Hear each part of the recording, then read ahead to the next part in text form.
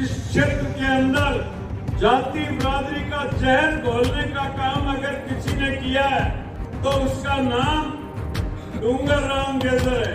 मैं सरपंचों को भी एक लाइन में बात कह देना चाहता हूँ, कोई भेदभाव नहीं रखूंगा। पूरे वीर परिवार का, हनुमान जी का, इस्लाम जी का, इन सब का बहुत बहुत धन्यवाद। ऐसे अनाड़ी आदमी का आपने स्वागत सत्कार किया।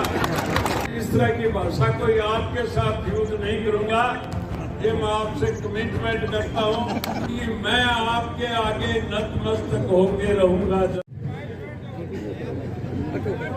आदरणीय गंगाधर जी, प्रधान जी, एहतराम जी, हनुमान जी, वह मेरे सामने बैठे हुए सभी जनप्रतिनिधिगण और किसान भाइयों, आज मैं आपका हौसला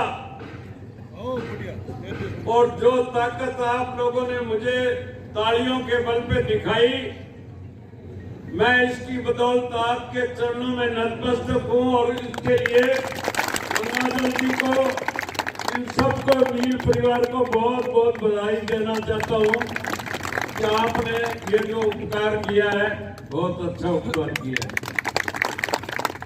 और ये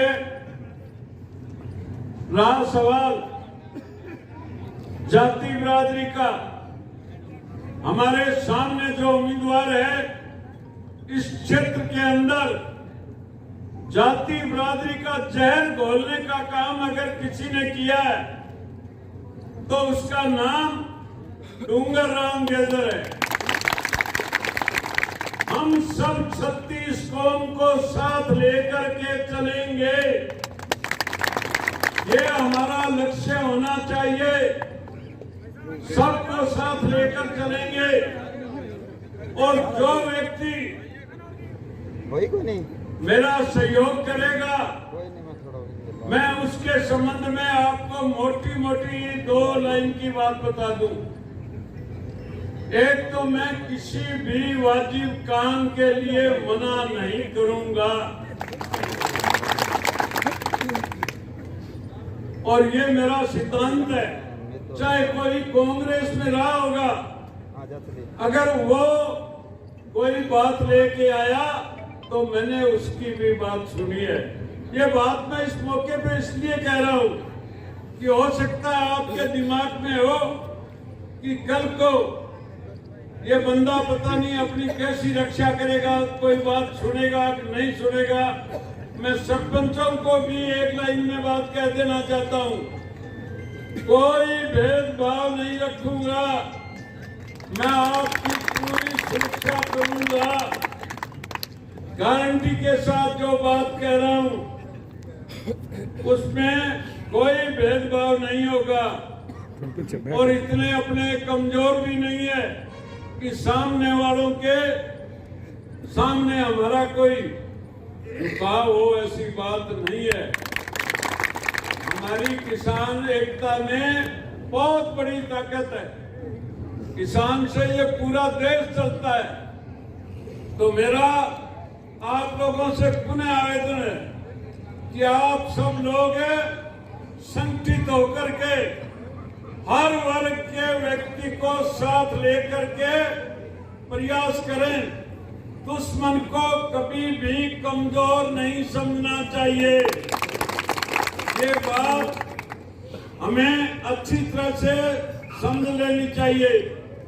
हालांकि अभी तक चुनाव ही नहीं मंडा है, मेरी तो समझ में नहीं आया।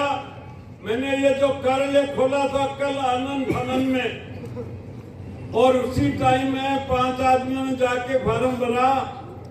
उसके पीछे सोच ये थी कि डूंगर राम जी महीने 20 दिन से तैयारी कर रहे हैं और ये फार्म भरेंगे तो पता नहीं कितनी बड़ी गैदरिंग करेगी।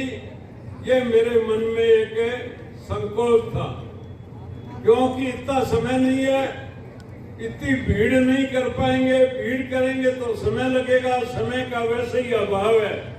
अब मुझे पता लगा है कि कल जो भीड़ हुई है उस तरह की भीड़ तो एक दिन 4 घंटे के टेलीफोन पर भी उससे स्वाई रेडी की जा सकती है। खैर, देर आए दुरुस्त आए, पता तो लगा ताकत का। अब आपकी और हमारी ताकत कोई कमजोर नहीं है, बहुत बड़ी ताकत है।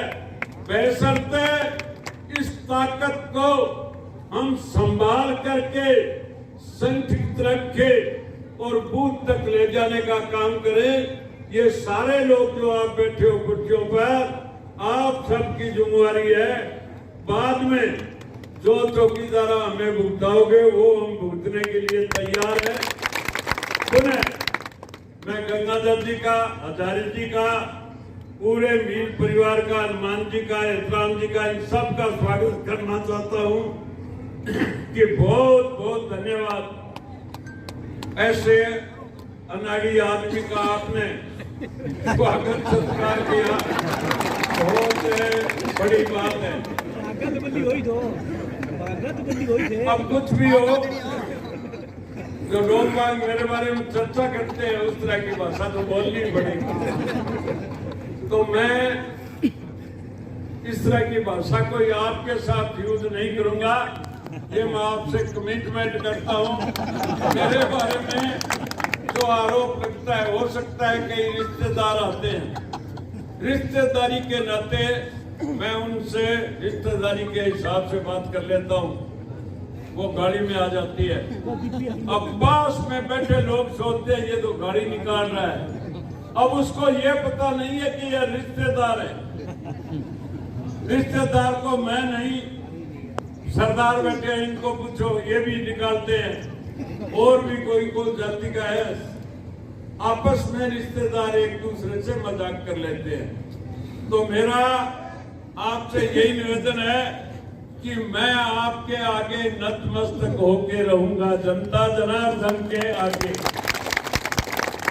समय का अभाव है, अब आप सब लोग संगठित होकर के प्रथम तो अपने अपने गांव की रक्षा करें, और गांव मजबूत हो जाए तो उसके बाद में पंचायत को मजबूत करो। पंचायत पूरी मजबूत हो जाए तो फिर आपका जहां कहीं भी कोई रिश्तेदार है, भाई मित्र है, वो भी मानने वाला हो तो वहां जाओ, नहीं तो अपने बूथ की और गांव की रक्षा करो। मजबूती इसी बात में है। अब मैं आपसे क्षमा चाहता हूं, जाने अनजाने में कोई त्रुटि हो गई है तो उसके लिए भी माफी चाहता हूं। बहुत बहुत धन्यवाद।